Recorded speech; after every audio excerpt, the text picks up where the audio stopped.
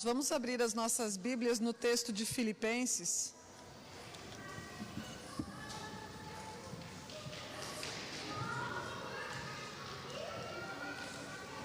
Filipenses, e nós leremos o texto do capítulo 3.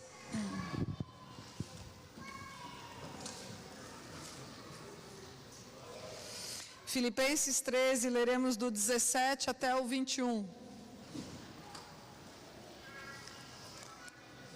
E diz assim: caros irmãos, sede meus imitadores e prestai atenção nos que caminham de acordo com o padrão de comportamento que temos vivido.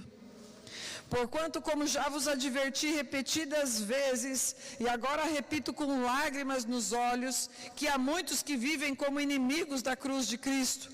O fim dessas pessoas é a perdição, o Deus deles é o estômago.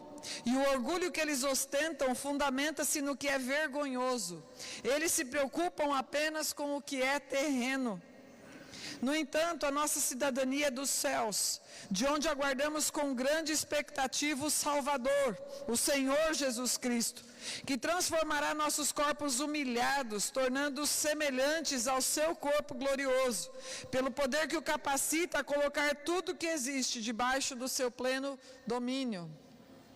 Obrigada, Pai, pela perfeição da Tua palavra e pela maneira como o Senhor a preservou para que chegasse íntegra para nós nos dias de hoje. Nós te pedimos, Espírito Santo, que o Senhor a revele nos nossos corações e transforme as nossas vidas, em nome de Jesus.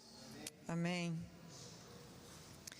Queridos, na carta, no texto de Filipenses, conforme a gente começou a falar no momento das ofertas, quando Paulo escreveu esta carta, ele estava agradecendo a Deus. Um dos motivos dele escrever era agradecer a Deus e aos filipenses pela sua generosidade, pelas ofertas que eles tinham enviado, e também para orientá-los em relação a alguns assuntos que o apóstolo tinha ficado sabendo através de Epafrodito. E dentre os assuntos, ele trata neste capítulo sobre a problemática dos cristãos que estavam insistindo em práticas do judaísmo dentro da igreja, com ênfase principalmente na circuncisão. Paulo tinha um carinho pela igreja de Filipos, porque ele próprio a tinha fundado. No decorrer do capítulo 3, ele adverte os irmãos que aqueles que se dizem cristãos na igreja, mas que insistem em práticas judaizantes, estão praticando mal. E ele inclusive os chama de cães, ou seja, você não deve nem se relacionar com essas pessoas. Porque o evangelho mais alguma coisa não é evangelho. Paulo segue dizendo que se fosse para se afirmar com base nas tradições judaicas, nos hábitos e nos rituais do judaísmo, coisas que não condizem com o evangelho de Jesus, então ele próprio teria um destaque, mas ele mesmo entendeu tudo aquilo como perda, para ficar exclusivamente com Jesus. Então Paulo vai nos orientando que nós abandonemos hábitos, rituais, práticas que não condizem com o evangelho de Jesus. E que nós sigamos em frente com o objetivo de atingirmos o alvo, alcançarmos a recompensa que é a perfeição quando nós formos glorificados naquele dia. E depois disso, então, vem esta parte que nós acabamos de ler, a partir do versículo 17 e estes 5 versículos, do 17 até o 21. Nós vamos deixar o versículo 17 para o final. E nós vamos nos ater primeiramente ao paralelo que Paulo estabelece entre os versículos 18 e 19 e o seu contraponto, versículos 20 e 21. Paulo explica a diferença entre aqueles que vivem com as expectativas na terra e aqueles que têm as suas expectativas no céu. Entre os que estão na igreja, mas não são discípulos de Jesus, porque vivem o evangelho e mais alguma coisa. O evangelho de acordo com a sua própria conveniência. Que no caso dos filipenses, era o evangelho e mais a prática do judaísmo com a qual eles já estavam acostumados. E os que são discípulos de Jesus, que vivem o verdadeiro evangelho. É o Evangelho de Jesus e mais nada. Então olha só o versículo 19, o apóstolo vai afirmando que é com tristeza que aqueles que estão dentro da igreja, mas que não são discípulos de Jesus, são antes de tudo inimigos da cruz. Inimigos da cruz. E o que é que isso quer dizer? O que é ser inimigo da cruz? O que é ser inimigo da cruz de Cristo? E a gente vai começar fazendo essa pergunta invertida. O que é ser amigo da cruz? O que é se identificar com a cruz de Cristo? E o próprio texto explica. Vamos ler do versículo 7 ao 11. Mesmo capítulo 13, do 7 ao 11. Não fechem as Bíblias. Todavia, o que para mim era lucro, passei a considerar como prejuízo por causa de Cristo.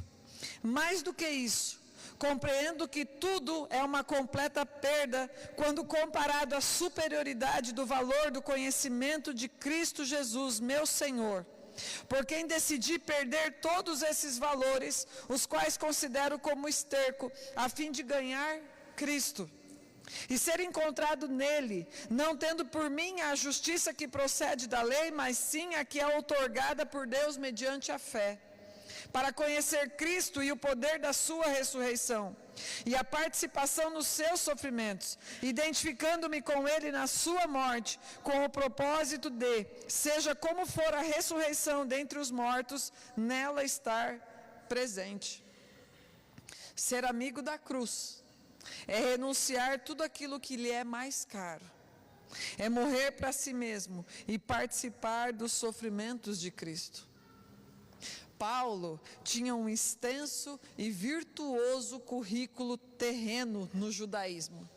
Ele era o cara. Paulo era o cara.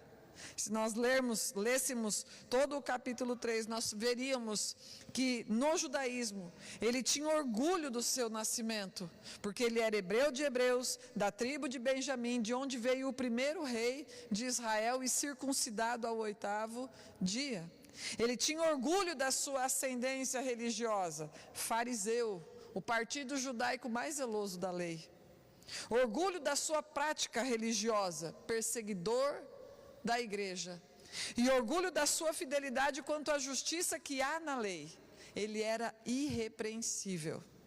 E todas essas características, obviamente, lhe conferiam reputação, nome, fama, status, validação, popularidade entre os seus pares e certo conforto. No entanto, por causa da cruz, por se identificar com a morte de Jesus Cristo, ele renunciou a tudo. Considerou todas essas coisas como perda, tendo em vista a esperança da ressurreição. Isso é ser amigo da cruz. É participar do sofrimento de Jesus, se identificar com a sua morte, renunciar a tudo que lhe confere conforto, status, reputação, fortuna, seja o que for, a fim de não ser impedido por estas coisas de conhecer a Jesus Cristo. Se a gente recebe propostas, sejam amizades, sejam amores, sejam acordos financeiros, sejam cargos, sejam posições, sejam empregos, sejam títulos, sejam vantagens, seja o que for. Se nós recebemos qualquer tipo de proposta que nos impeça de conhecer mais a Jesus, que nos afastem dele e da sua cruz, nós devemos rejeitá-las. Isso é ser amigo da cruz, a disposição de morrer, a disposição de sofrer do dano, de ficar com o prejuízo, a disposição de renunciar àquilo que for, considerando o conhecer a Jesus como superior a qualquer vantagem que o mundo possa oferecer. Agora, sendo que ser amigo da cruz é renunciar o mundo por amor a Cristo, o que então é ser inimigo da cruz? Que tipo de cristão é esse que Paulo está confrontando, criticando dentro da igreja? Porque é uma carta para a igreja. Aqueles que não estão dispostos a renunciar. porque a cruz é morte e renúncia. Os seus amigos, os amigos da cruz, estão dispostos a isso, como é o caso do exemplo de Paulo. Logo, os inimigos da cruz não estão dispostos a morrer e não estão dispostos a renunciar. Eles querem um evangelho sem abrir mão das suas preferências, sem abrir mão das suas conveniências, sem abrir mão das suas satisfações. Ou seja, eles querem viver o seu próprio evangelho, de acordo com a sua vontade. E no caso dos cristãos judaizantes de Filipos, um evangelho que era misturado com o judaísmo, daquilo que era a conveniência deles, daquilo que lhes era próprio anteriormente. Muitas vezes, e talvez na maior parte das vezes, o caminho do evangelho de Cristo se apartará das nossas preferências. O caminho do evangelho de Cristo se separará do nosso conforto, dos nossos hábitos. Exigirá sim renúncia. Os discípulos de Jesus, pela graça, renunciarão. Aqueles que não são discípulos de Jesus não renunciarão. Viverão e proclamarão um falso evangelho, um evangelho sem cruz, em que você pode vir a Cristo e continuar fazendo tudo o que você fazia antes. Um evangelho em que você pode vir a Cristo e continuar vivendo como você sempre viveu. No caso dos filipenses, eram o judaísmo, foram para o cristianismo, mas quiseram continuar com as práticas antigas, e isso não é evangelho de Cristo. Você estava nas drogas, ou no álcool, ou nos vícios, ou na pornografia, ou na promiscuidade, ou no desespero de consolidar o seu império financeiro, construindo uma carreira acadêmica para fazer o seu nome conhecido, mentia, roubava, matava, ficava, explorava, extorquia, enganava, manipulava, se vitimizava de certa forma. Dá para viver o evangelho de Cristo e continuar com as antigas práticas de onde nós viemos? As práticas do velho homem? Claro que não. O evangelho que não nos mata, o evangelho que não nos faz renunciar, é enganação, é ilusão. Isso é ser inimigo da cruz de Cristo.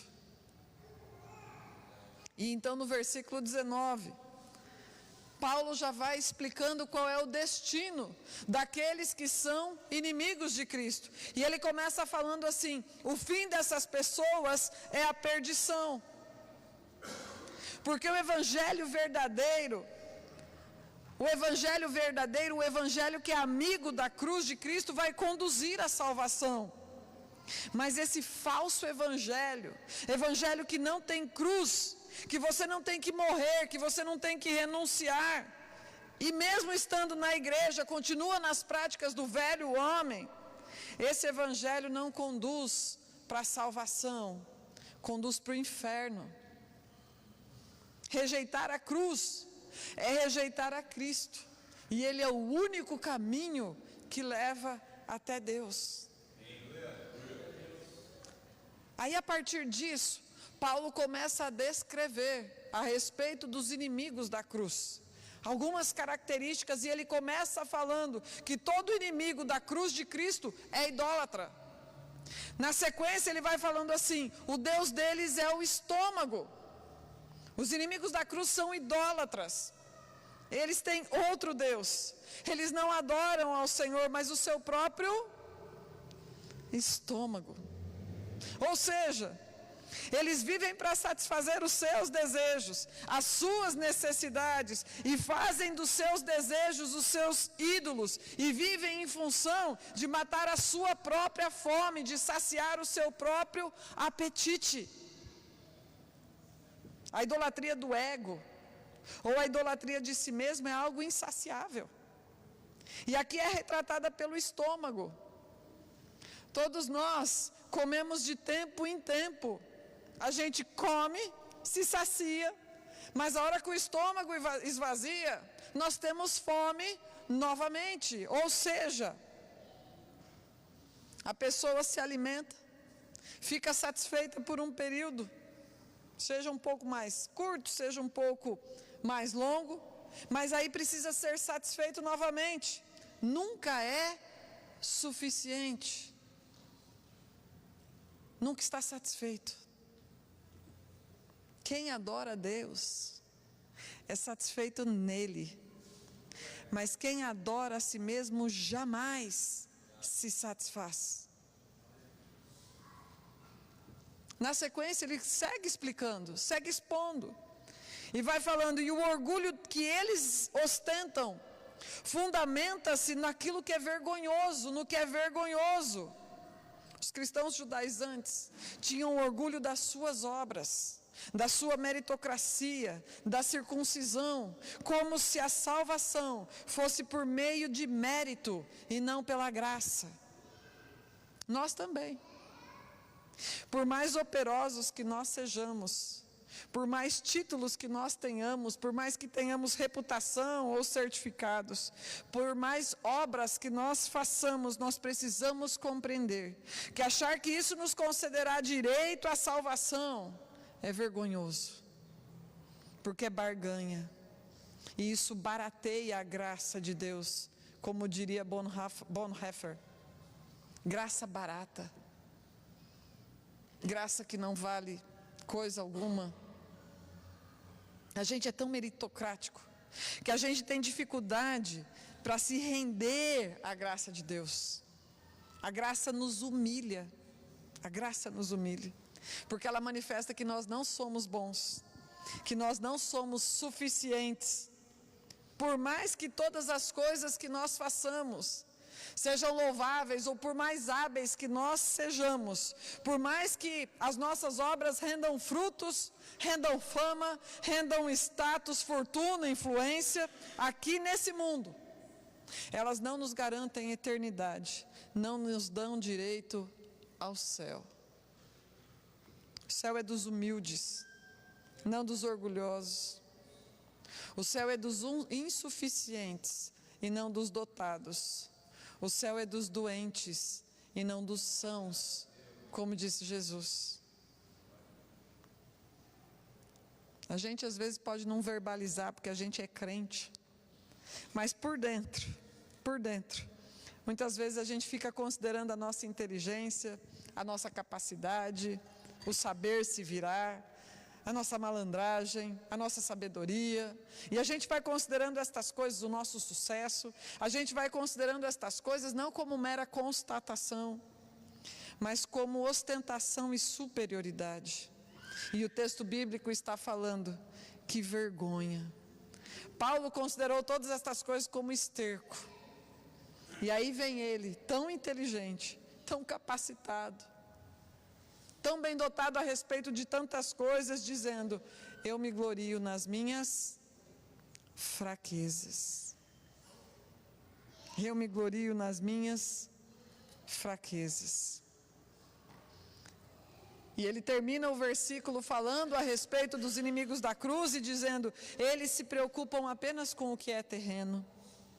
Se tem uma coisa que o Evangelho faz e nos orienta, é sobre nós nos desprendermos deste mundo, sobre nós arrancarmos as nossas raízes daqui. O Evangelho nos ensina que essa existência é passageira e ela é rápida, e que, portanto, a gente se agarrar àquilo que existe é como tentar segurar o vento. Como diria o texto de Eclesiastes, é como tentar pastorear o vento. Sendo que essa existência, de acordo com o texto de Eclesiastes, também é como se fosse vapor. Tudo aqui está se dissolvendo, tudo aqui está se degenerando, tudo está se desfazendo. Nós vivemos um mundo caído, um mundo que é fragmentado. E o Senhor então nos chama para contemplarmos algo que é muito mais excelente, que é muito superior. O Senhor nos chama para contemplarmos o céu. Mas por causa da concupiscência dos nossos olhos, a gente se apega àquilo que é terreno.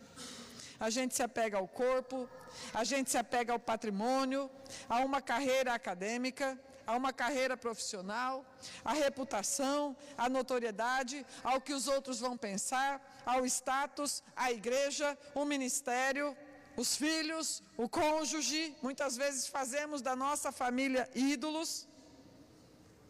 Isso sem falar dos traumas, das dores, da vida difícil, do vitimismo, os vícios, o sexo desordenado, as compulsões, o ego e por assim vai. O nosso coração é uma fábrica de ídolos, como disse Calvino.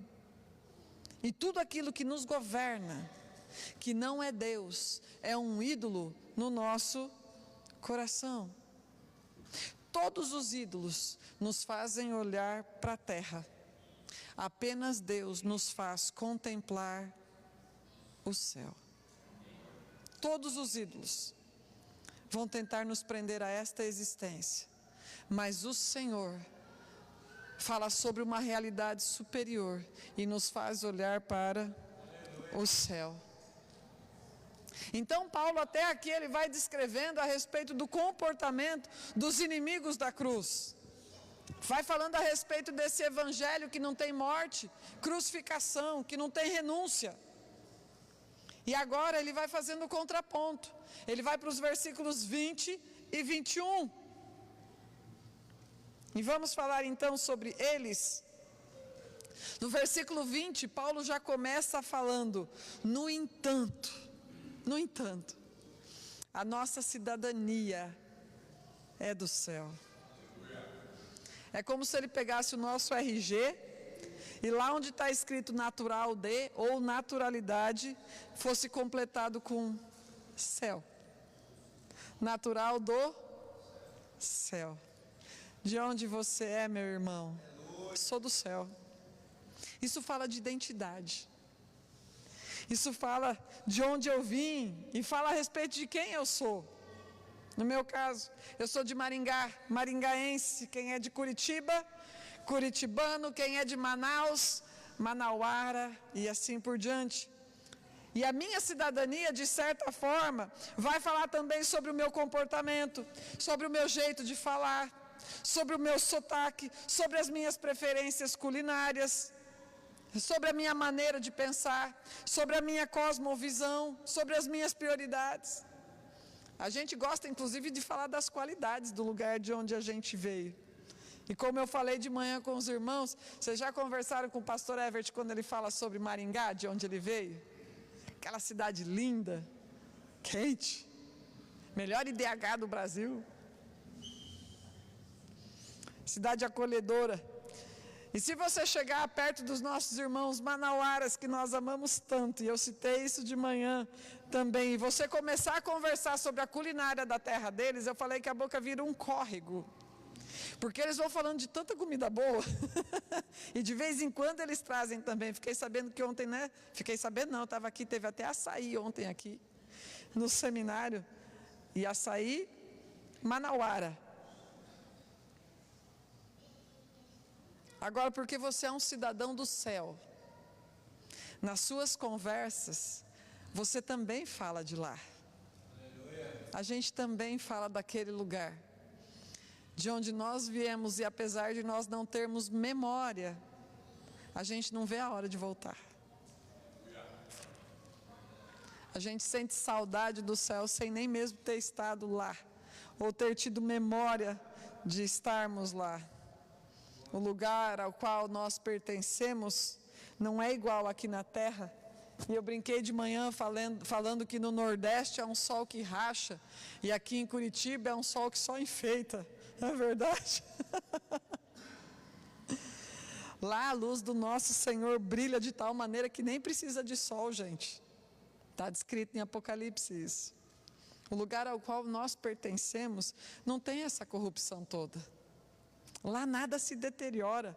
E lá as pessoas não ficam doentes. E todo mundo tem disposição para trabalhar, para se alegrar. Todo mundo tem saúde. O lugar ao qual nós pertencemos, naquele lugar, ninguém tem dificuldade para se relacionar. Lá não tem dores de corações partidos. Lá não tem amizades desmanchadas. Lá não existem mães que abortam filhos e nem filhos que desonram os pais. Lá nós somos uma família perfeita, sem ciúmes, sem fofoca, sem constrangimentos. Todos nós nos alegramos uns com os outros e não há divisões por etnias, por cor de pele, por extrato social, por grau de escolaridade ou por condição financeira.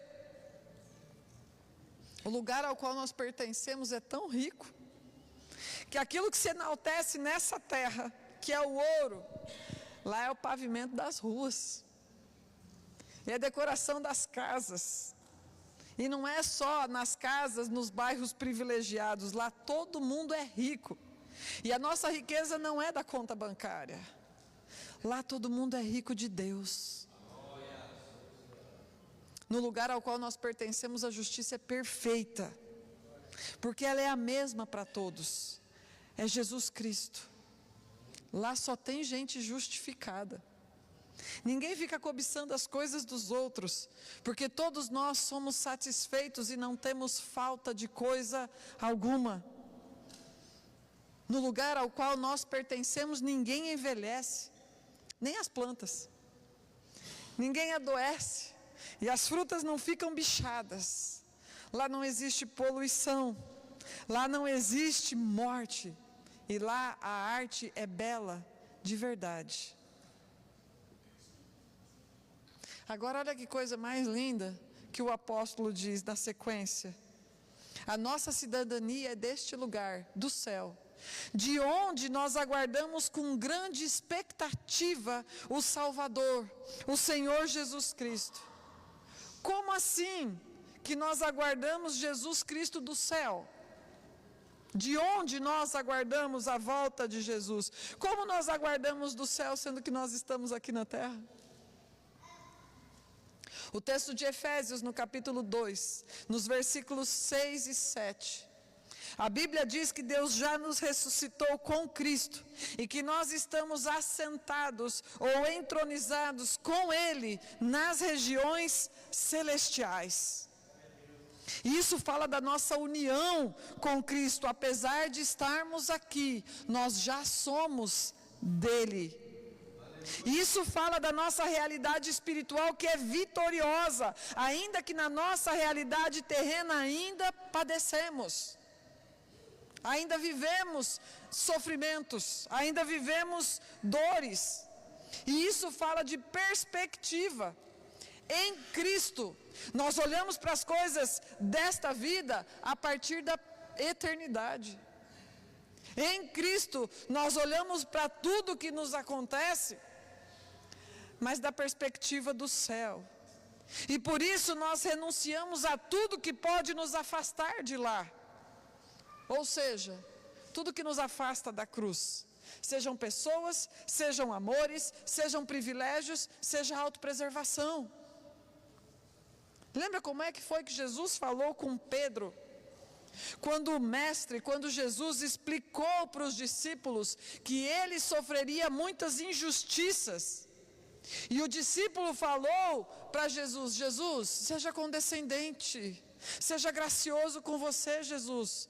O Senhor passar por sofrimento, o Senhor passar por cruz, isso não. Está lá em Mateus 16, 23.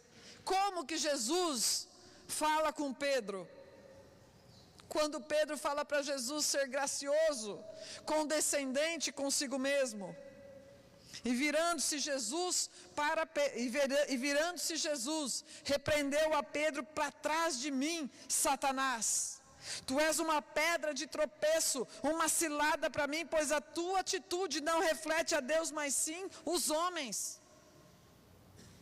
Em outras versões, vai dizer assim: você considera as coisas apenas do ponto de vista humano e não da perspectiva de Deus. Na sequência, é que Jesus vai dizer que se alguém deseja segui-lo, deve negar a si mesmo, tomar a sua cruz e acompanhá-lo. Se nós observarmos os acontecimentos desta vida, as situações que nos acometem da perspectiva da terra, a gente vai evitar as dores e a gente vai evitar os sofrimentos, fazer de tudo para isso. Mas se nós olharmos do céu, lá do trono, onde nós já estamos assentados com Cristo, nós não renunciaremos à cruz, mas nós renunciaremos tudo aquilo que pode nos afastar dela, reconhecendo que o que nos afasta da cruz é instrumento de Satanás, como foi com Pedro, tentando nos impedir de vivermos o propósito de Deus para cada um de nós. Aí o marido olha para a pia cheia de louça. Perspectiva da terra ou perspectiva do céu? Se for perspectiva da terra, essa tarefa não é minha. Se for perspectiva do céu, vou servir a minha casa.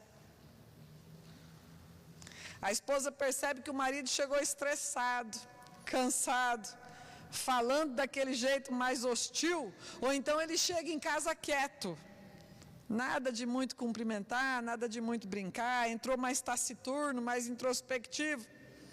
Ela quis falar alguma coisa, mas na hora já percebeu que não ia rolar diálogo naquele momento. E aí, mulheres, perspectiva da terra ou perspectiva do céu? Se for a perspectiva da terra, ele é um grosso, um estúpido, não se importa comigo e só pensa nos nervosinhos dele e não nos meus. Se for a perspectiva do céu, deixa ele chegar em casa, fazer aquele download do dia, chegou estressado mesmo, e busca sabedoria em Deus para o melhor momento de dialogar, de conversar. Dá uns 40 minutos para ele, porque o homem é assim, ele precisa fazer o download do trabalho para entrar em casa e continuar. O filho que tem vontade de comprar um tênis, ou qualquer coisa que esteja na moda, porque todos os meus amigos estão comprando, todos os meus amigos têm, e aquela coisa, né? Mas ele chegou para falar com o seu pai ou falar com a sua mãe e falou: meu filho, esse mês não dá. A coisa está apertada, o cartão apertou, alguma coisa assim, esse mês não vai acontecer. E agora? Filhos, perspectiva da terra ou perspectiva do céu? Como você vê essa situação? Perspectiva da terra. Ninguém me ama. Ninguém me entende. Eu sou sempre o último nessa casa. Perspectiva do céu. Ora para abençoar o trabalho dos pais, sem ficar nutrindo complexo de inferioridade em relação aos amigos ou rejeição em relação aos pais. Isso é céu, não é, meus irmãos? Só que é sobre isso mesmo que nós estamos aqui falando. Sobre nós considerarmos a nossa cidadania, que é celestial, e nós desde já vivermos de acordo com ela, como quem já está lá. Sobre a nossa realidade e perspectiva espirituais, e não as terrenas. Olha o versículo 21. Falando de Jesus Cristo, que transformará os nossos corpos humilhados, tornando-os semelhantes ao seu corpo glorioso, pelo poder que o capacita a colocar tudo que existe debaixo do seu pleno domínio. No céu vai acontecer tudo aquilo que é impossível nessa existência, coisas que só podem acontecer após a morte do nosso corpo. Nós todos seremos transformados, porque a morte para o cristão não é o fim, é a transformação. Seremos glorificados. Um corpo que não padece, um corpo que não adoece, um corpo que não degenera e que não sofre as tentações dessa carne caída. Nós ressuscitaremos e ressuscitaremos segundo Jesus Cristo, porque Ele é o nosso padrão de ressurreição para uma nova existência que é perfeita. E isso acontecerá conosco, pelo poder que o capacita a colocar tudo debaixo do seu pleno domínio, ou seja, todos nós ressuscitaremos pelo poder do Espírito Santo. Um dia, seremos ressuscitados pelo poder do Espírito Santo. Agora, Se nós considerarmos que na realidade espiritual, de acordo com o texto de Efésios 2, nós já estamos ressuscitados, nós já estamos assentados com Cristo nas regiões celestiais, então qual é o poder que está vigorando desde já em cada filho de Deus? Poder do Espírito Santo. E se você é filho de Deus, então você é ressuscitado em Cristo, porque Deus é um Deus de vivos. Qual é o poder que opera nas nossas vidas? O poder daquele que habita todos os filhos de Deus, o Espírito Santo. E na sua própria força, talvez o marido não consiga ser humilhado a ponto de se sacrificar pela sua casa. Não com a mentalidade da terra, mas e no poder do Espírito Santo. Na própria força, talvez a esposa não consiga ser submissa ao marido, de acordo com o padrão da palavra de Deus, mas e no poder do Espírito Santo. Com os seus próprios recursos, talvez os filhos não consigam honrar os seus pais de acordo com o padrão bíblico, mas e no poder do Espírito Santo? Como que nós andaremos a segunda milha? Como que nós ofereceremos a outra face depois já da primeira bofetada? Porque eu falo que a primeira pega de surpresa, mas a segunda a gente já está ligado. A gente já sabe o que vem. Como nós entregaremos a capa, a túnica e a nossa própria vida? E é sobre isso. Nós que já morremos em Cristo, nós vivemos pelo poder do Espírito Santo que já nos ressuscitou. Nos filhos de Deus opera a ressurreição. E por isso nós não tememos a morte ou a humilhação, nós não evitamos a cruz, ela não é a nossa inimiga, justamente o contrário. E o poder que capacita Jesus Cristo a colocar todas as coisas sob seu pleno domínio nos capacita a fazer o mesmo. É nessa mesma graça, nessa mesma autoridade, que pela fé nós vencemos o mundo. Pela fé nós vencemos o mundo. E é por isso que tudo que Satanás quer é que você duvide. Tudo que Satanás deseja é colocar desconfiança, dúvida no seu coração, para que você viva subjugado pelas dores, pelos sofrimentos, pelos problemas, pelas dificuldades, e não enfrente todas as coisas como quem já ressuscitou, como quem espera lá do céu, como quem tem certeza da glorificação, como quem venceu a morte e venceu as trevas também. Aí a gente fica aqui tantas vezes, barateando a graça e se entregando para as paixões, se entregando para as vontades, se entregando para os desejos, para os anseios, para as obras da carne.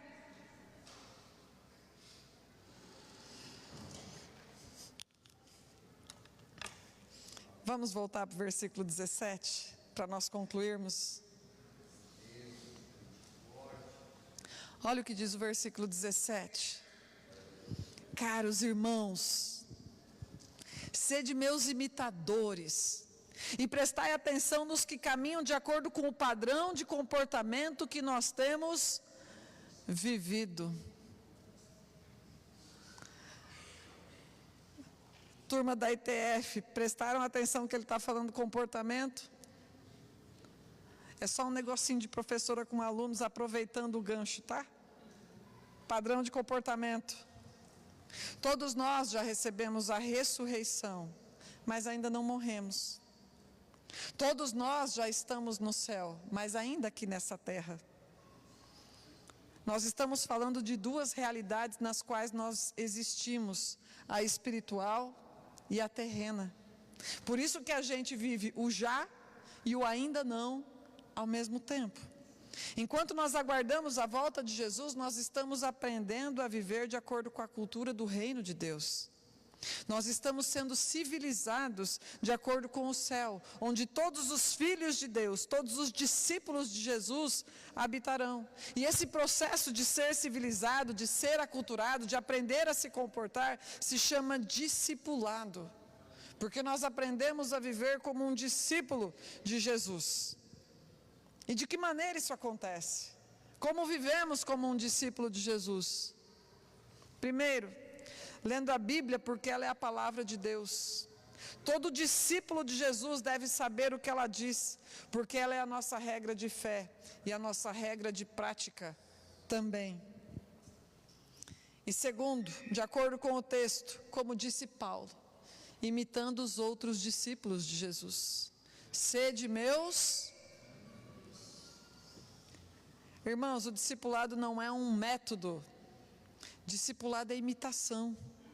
Por isso que Paulo está falando, sede meus imitadores. E não é porque ele fosse perfeito, e ele explica isso antes, mas é porque ele estava comprometido em imitar a Jesus e ser um modelo visível para os demais. O discipulado é mimético, e é isso que quer dizer essa palavra. O discipulado é imitação, é teologia em ação, é vida, é aplicação, é algo que a gente vive de experiência, não só de ouvir falar. Quando eu leio a Bíblia, eu aprendo o conceito, mas quando eu aplico na minha vida, então eu estou vivendo, eu estou encarnando a palavra de Deus, vivendo-a na minha própria carne. Matando aquilo que eu faria de acordo com a minha vontade para fazer aquilo que a Bíblia descreve que eu devo fazer, aquilo que Jesus quer que eu faça. Eu li na Bíblia, por exemplo, que eu devo servir ao próximo. Aí então eu vejo a Rosa, vejo a Jale, virem aqui na igreja semanalmente limpar a igreja, e os irmãos da casa, que de vez em quando também vêm aqui para fazer a mesma coisa. Os professores do Ministério Infantil ensinando as crianças, os músicos ensaiando para tocar. Irmãos ajudando uns aos outros aqui na igreja a fazer mudança. E teve bastante nos últimos tempos, né? Brinquei de manhã. Meu Deus, quanta mudança, mas era lindo ver a movimentação da igreja nesse sentido. Vai para cá, vai para lá, e vira aquela brincadeira toda, aquela alegria, mesmo pegando pesado para carregar uma geladeira. Levando comida quentinha para quem está doente. As mães ajudando umas aos outros, porque afinal de contas, gente, vieram me perguntar o que a gente colocou na água do bebedouro. Se vocês vissem a igreja hoje de manhã, parece que todas as mães com os bebês menores estavam aqui hoje de manhã. Estava lindo, para onde você virava tinha neném no colo. 12 gestantes em tão poucos meses. O Senhor faz isso. Mas as mães ajudando umas às outras na fase do puerpério, porque puerpério é um período difícil. Uma ajudando a outra, e todos nós, como uma comunidade discipuladora, um inspirando o outro, um ajudando o outro, um ensinando o outro, e um imitando o outro. A igreja está cheia de livros, e a igreja está cheia de métodos de discipulados incríveis, e eles têm o seu lugar. Mas hoje, porém, nós precisamos de modelos. Como disse o pastor Jonas Madureira, nós não precisamos de métodos melhores, nós precisamos de pessoas melhores.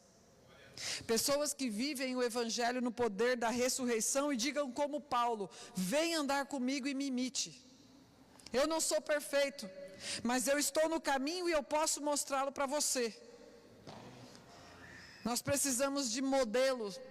Nós precisamos de gente virtuosa e inspiradora, porque o mundo está cheio de influenciador, ensinando mediocridade, principalmente no meio digital, e eles estão cheios de seguidores.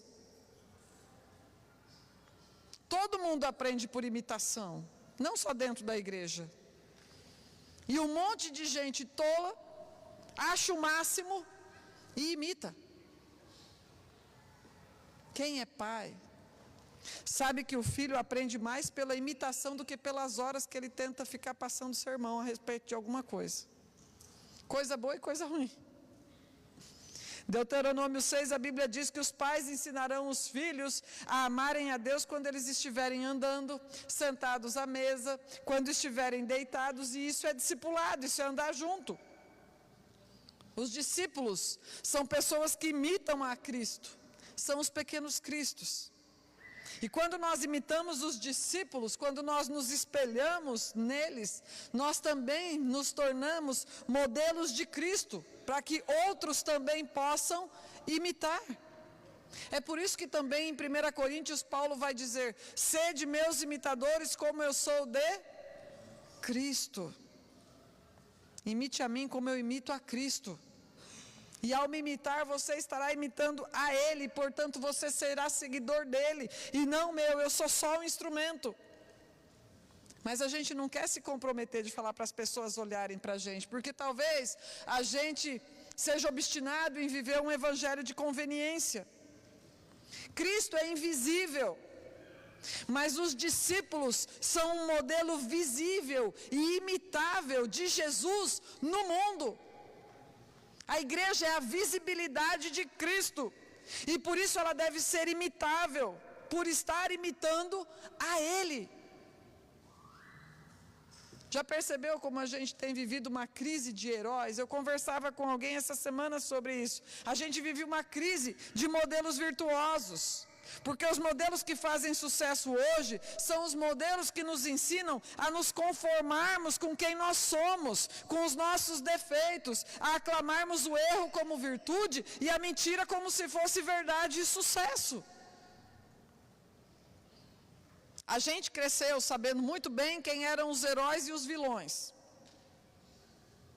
Eu, pelo menos, e até me denunciei, né? Eu que sou da época do Thundercats. Eu sabia muito bem naquela época quem era do bem e quem era do mal. Detestava o Munra. Mas a gente sabia distinguir quem eram os heróis e quem eram os vilões. E a turma lá da corrida maluca, o Dick Vigarista, a gente sabia quem era o bandido, na verdade. A gente sabia. Só que aí o que acontece é que agora estas coisas ficaram confusas, porque ao invés das crianças assistirem o Super-Homem, por exemplo, assistem Masha e o Urso. E aí você fica assim: meu Deus, essa menina é boa, essa menina é má. Ela é uma heroína ou ela é vilã? Ela age assim porque ela é uma criança só? E o Coringa? Gente, todo mundo sempre teve certeza que o Coringa é do mal. Inimigo do Batman. Mas e agora que lançaram um filme no qual ele se tornou vítima da sociedade? Ele é herói ou ele é vilão? E aí a gente vê o povo confuso para distinguir aquilo que é certo daquilo que é errado. Essas coisas vão sendo moldadas, vão sendo imitadas. A Malévola sempre foi a rainha má da Cinderela. Mas agora que a gente sabe que ela se tornou assim por causa de um relacionamento abusivo com um homem que atrai para se tornar rei. E tem quem é do time Malévola. Aí a sociedade vai ficando toda confusa, com modelos confusos, que não são nem sim, nem não. O mundo está carente de crentes que sejam crentes de verdade, porque está cheio de crente que não é nem sim, nem não. A carta aos Filipenses nos mostra que dentro da igreja haveria crentes enganosos, que se dizem cristãos, mas que são inimigos da cruz e vivem para satisfazer as suas vontades. E Paulo está rogando que nós não sejamos assim, que nós sejamos modelos de Cristo, imitadores do Senhor, que não gerem confusão na cabeça das pessoas. Sabe aquela confusão do tipo: meu Deus, mas falou para mim que era crente, e agora eu sou surpreendido por esse tipo de atitude. E não é que a gente seja perfeito, mas até os modelos de crente que parece que estão em evidência, a gente fica considerando: mas será que é crente mesmo? Porque diz que é crente, posta foto descendo as águas do batismo, faz todo um alarde, depois é um escândalo, depois é outro escândalo, depois é outro escândalo, depois é outro escândalo, e você fica: mas é, mas não é, mas é, mas não é. Claro que não é na nossa força que a gente vive a imitação de Cristo. É no poder do Espírito Santo, pela fé, nós correspondemos à obra do Espírito Santo, aquilo que Ele está fazendo em cada um de nós.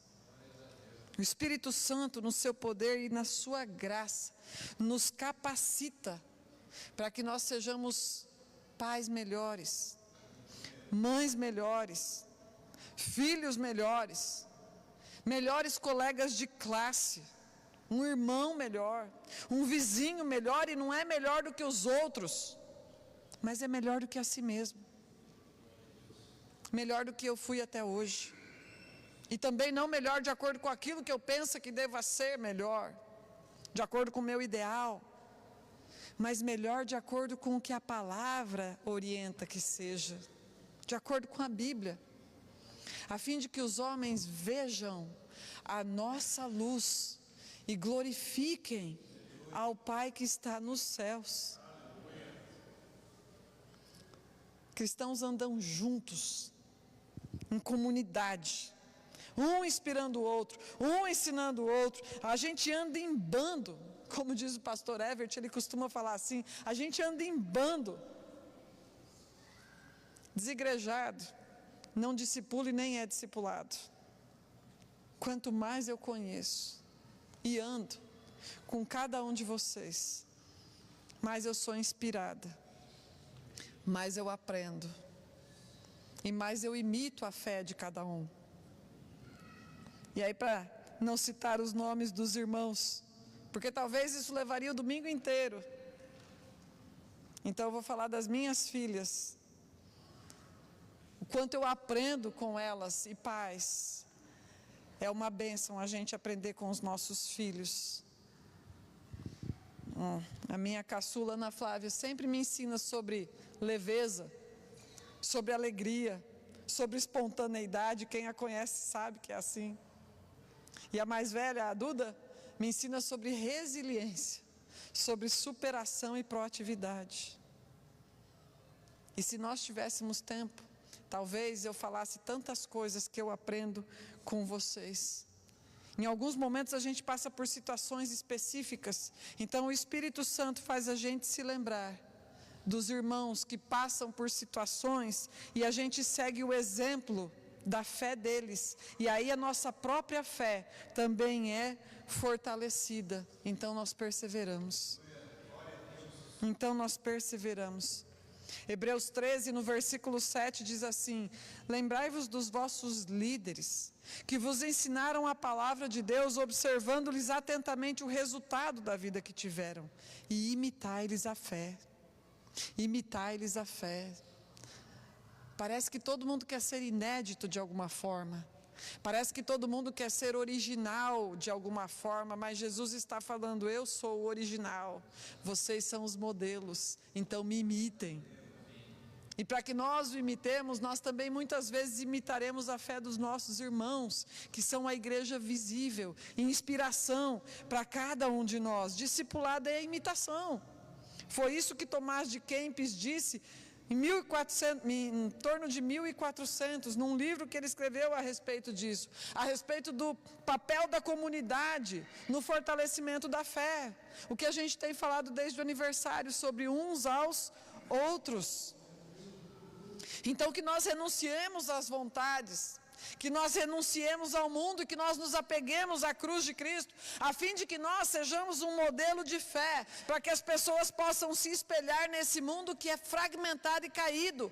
Percebam que quanto mais fragmentado e caído o mundo está, e está em franca, rápida e progressiva degeneração, por outro lado, os filhos de Deus vão se tornando cada vez mais inteiros.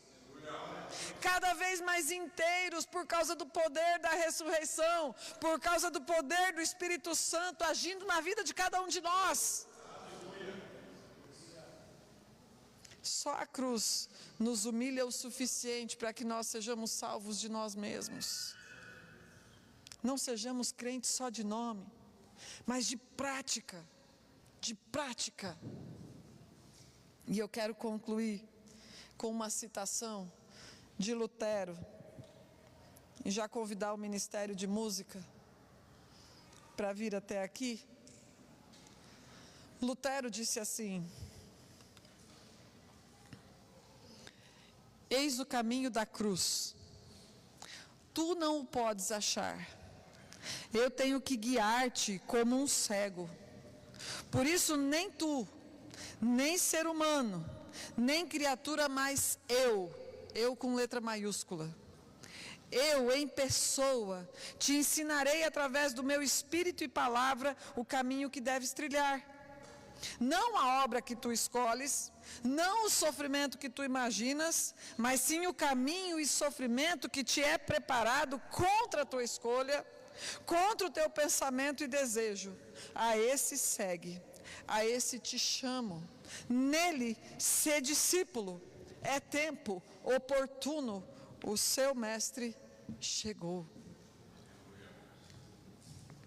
Somos amigos ou somos inimigos da cruz? Temos caminhado de acordo com as prioridades de Deus ou as nossas preferências pessoais? Quem são os nossos modelos? Com quem nós andamos? Andamos com as pessoas que nos dão exemplo de renúncia, de perseverança nas dificuldades, tribulações, ou com aqueles que são instrumentos de Satanás para nos levarem para longe de Deus, como Pedro tentou fazer com o próprio Cristo? Seja gracioso consigo mesmo.